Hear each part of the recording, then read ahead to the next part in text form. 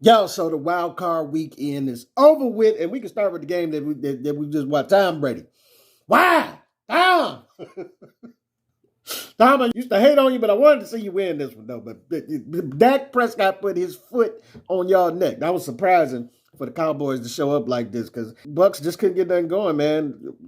Fournette was 5 with 11 yards. White has 7 carries for 41 yards. They couldn't run the ball well. Brady threw 66 times, 35 for 66, 351, 2 touchdowns in the NO. You would think by the yards he put up that he was killing it, but it just didn't click. They didn't score no points, I don't think, until like the fourth quarter or the very end of the third. But it just looked bad. Like Cowboys put their foot on their necks. Like Dak was 25 for 33, 305 yards, 4 touchdowns. It wasn't a game to even watch. But I'm interested to see what they gonna do against my 49ers, because that's who they facing in this next round, the Cowboys against the 49ers, and Brock Purdy has been playing crazy. And we're gonna get to that in a minute, you know what I'm saying? But look, on to the next game with the Giants and the Vikings. I don't understand how the Vikings couldn't close this game out. Somebody left something in the comments that said that Cousins wasn't going to be able to do it. And that last drive, he had a chance to come down, tie it up. He just couldn't do it. It didn't add up, you know what I'm saying? But it was a good game.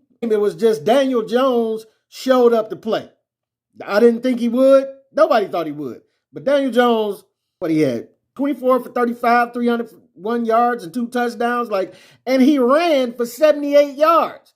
You understand what I'm saying? I mean, Saquon Barkley only ran for 53 yards off 9 carries.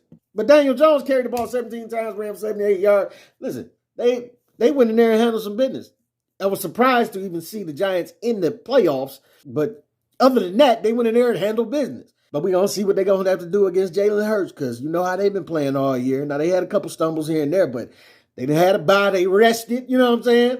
Coming out feeling fresh, and I don't think the Giants is going to be able to do nothing with them. I'm just going to say that right off the rip. Daniel Jones was looking good. He looking like he's going to be their QB, but I don't know about winning, going deep in no playoffs, though. Now on to the Bills and the Dolphins. It was all Bills at first, and then out of nowhere, Miami, boom, they kick a field goal. Then they get a nice punt returned all the way down and kick another field goal. Then before you know it, they catch an interception by Beasley, and then he throws another touchdown. And they tie the game up. I was like, what is going on?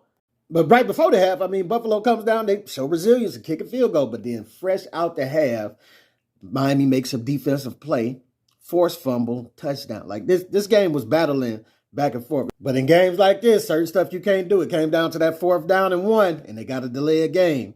Didn't look like they were going to get it no way, but you can't do that on the 50-yard line, 2 minutes left. You just can't do it. Josh Allen ended up throwing for 352 and 3 touchdowns, but he threw 2 interceptions. You can't do that coming up against these Cincinnati Bengals. I'm just going to say the mistakes like that, they going to count. They going to count, even though Cincinnati snuck by the Ravens. Now, there was battle in the first quarter. Huntley threw a pick starting off, but then he bounced back. You know what I'm saying? They got a nice touchdown, fumble recovery. Then he made that play off that bad snap where he was scrambling and threw it, ended up being the first down. He was looking kind of like Lamar for a minute on that one, you know what I'm saying? But they end up 10-7, you know what I'm saying, by the first half. But Bengals scored coming out the half. But then, Huntley was looking a lot like Lamar in this game and some of the moves he was making, you know what I'm saying? He was doing a lot of shake and bake in this game. But then it went wrong. He made a deep run down to the end zone, almost scored, barely got in. Then they had to play on the goal line when he was trying to reach over. They knocked it out, picked it up, and ran it back. And they never recovered from that play after that. They tried to make a comeback, a little Hail Mary at the end, but they couldn't get back over the hump after that touchdown. That was the one that did them in. Man, you just wish they had Lamar to get him over the hump. But Huntley was more than serviceable in this game, though. You can't say it was that much a dip. Like, Huntley really showed up to play this game. You know what I'm saying? But, hey, Chase and the Bengals, what you say? And Joe Cool, they kind of pulled it off, you know? And finally to the Chargers and Jaguars, the sloppiest game that but they say if it's ugly, as long as you get it done. When Trevor Lawrence was throwing interceptions all in the first half, it just looked terrible. It was 27-0 until the very end of the second of the half. That's when Jaguars scored their first touchdown. And here was the climb of them coming back. And then it just got worse for them. The next thing you know, it's 30-20, right? They just keep chipping away. And the kicker for the Chargers misses a nice little 40-yard chip shot. I know it's crazy to call that a chip shot 40-yarder, but I'm just saying, you got to make that, bro. You got to make that, and it hurt him. Then they ballot, and you let Trevor Lawrence throw Christian Kirk touchdown. Not only that, but then you let him take the 2-point conversion and just do the easiest jump, lean, 2 points. Now you down by 2. It's crazy. It's crazy how y'all let them come back in this game. And this might have been the biggest play of the game. They was like 4th and 1, and they didn't like how it looked. He was calling an audible. Coach called a timeout. Called a different play, put 3 backs back there, and then he did some type of little tricky play. Boom, out to the outside. My man goes down a bit. That was the sealer of the game right there. Sealer of the game. That was a huge play. Like if they didn't call that play and regroup and get that 4th and 1, they was chancing it right there. But they got it, and they kicked the field goal to win the game. I'm like, I don't believe y'all just let this happen. But unfortunately, Jacksonville, I think that's going to be the last celebration because you got to face the Chiefs, and they nice and rested coming out of the bye week. You know what I'm saying? And listen, sometimes that could be a good thing, sometimes that could be a bad thing. But I don't think they're going to be steamrolling like they were just steamrolling from this second half. Like, if you going to start off throwing any type of interceptions or making any type of bad plays against the Chiefs, you're going to lose. The Chiefs are going to be willing and ready to put up 40 on you, especially you're the Jaguars, and you snuck into the playoffs. So this going to be your last celebration. I'm going to call that and say the Chiefs is going to pull that one out. You know what I'm saying? I ain't going to call it all the way up to the Super Bowl, but we just going to call it as we go. But the Chiefs going to take this next round of the Jaguars, hands down. Buffalo and Cincinnati, I believe it's going to be a bit of a game because, as you can see, you can fight against Buffalo and make it a game. We saw that earlier in the season with Minnesota when they had that back and forth. If you have a good game against Buffalo, you might be able to squeeze. Yeah, I ain't even about to say nothing. But you might be able to get a win over Buffalo. But I don't think Cincinnati is going to have the same year that they had last year as far as creeping up to get to the Super Bowl. They got what it takes.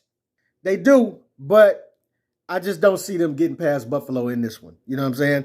It just doesn't feel like, yeah, Buffalo they made it close, but I don't see Cincinnati getting past Buffalo. I think it's going to be KC and Buffalo in the next round. Now on to the Philadelphia Eagles and the New York Giants. I said it earlier in the game. Even though Daniel Jones is looking pretty good, he's looking pretty good out here in these streets, I don't think he going to have what it takes to pull it off against the Eagles. I mean, you got Jalen Hurts. They've been playing good all season. Yeah, they had a couple hiccups, but they're going to do what they're going to do. They're powerful. They're powerful. Running the ball, you don't know which way or what you're going to do with Hurts.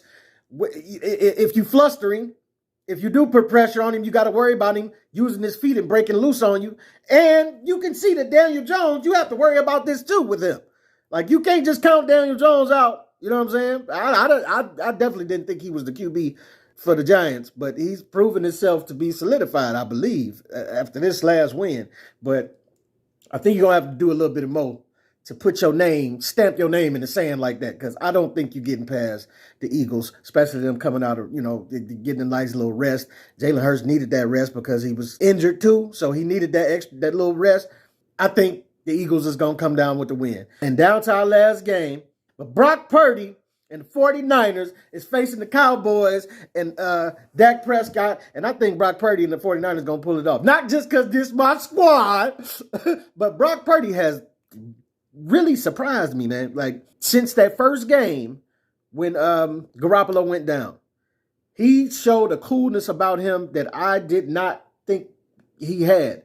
Matter of fact, I was kind of disappointed because the 49ers had a QB that they traded to the Lions. Nate Sudfeld. He looked real good, and I was like, man, I wish they kind of would have kept him as a backup. He was looking real cool. But I was conflicted because I was happy that the Lions had got him too, though. You know what I'm saying? It's a nice little backup. Like, he looked strong. But I guess they saw what they saw in this young man, Brock Purdy, right here. But all we need him to do is keep playing as cool and as calm, as collected as he's playing, and let Deebo Samuels and McCaffrey and all these other guys help him out and do what they do. You know what I'm saying? Brandon Ayuk. These guys are crazy on the yard after catch. You don't even have to be so worried to be like, oh, I got to throw a bomb or this, that, and other. Even though Purdy has shown he can do that. He can drop a bomb on you. He cool and calm and collected in the pocket. He can move a little bit. Like, I like this young man. I like this young man so far. You know what I'm saying? He showed himself in this last game against the Seahawks. 18 for 30. It was looking close by halftime, but then after halftime, they just did what they do and pressed the gas. 332 yards, 3 TDs. You know what I'm saying? McCaffrey ran for 120. Samuels had 133 yards. They was balling out, man. They was balling out. And this ain't nothing to take away from what the Cowboys and Dak Prescott did, but it's just the Niners and Nick Bosa with that defense. They've been clicking all year, and they ain't to take away nothing against Micah Parsons and the Cowboys and what they doing on defense neither. But the 49ers defense seems to click a little bit better, plus the creativeness of the offense of Kyle Shanahan and the way that he can get the ball into players' hands so they can maneuver after the catch and all of that. I think it's going to be the difference in the creative way that they're going to come out and pull this win out, and the calm and coolness of Brock Purdy too. That's my final pick. I think that's going to be the end for the Cowboys, and they're going to be sitting home crying again. Hopefully it won't be me crying, going to the crib crying in the car, but that's what we're facing right now. I think the next round is going to be San Francisco coming out on top, Philadelphia coming out on top facing each other, and then you got Kansas City and the Buffalo Bills coming out on top facing each other.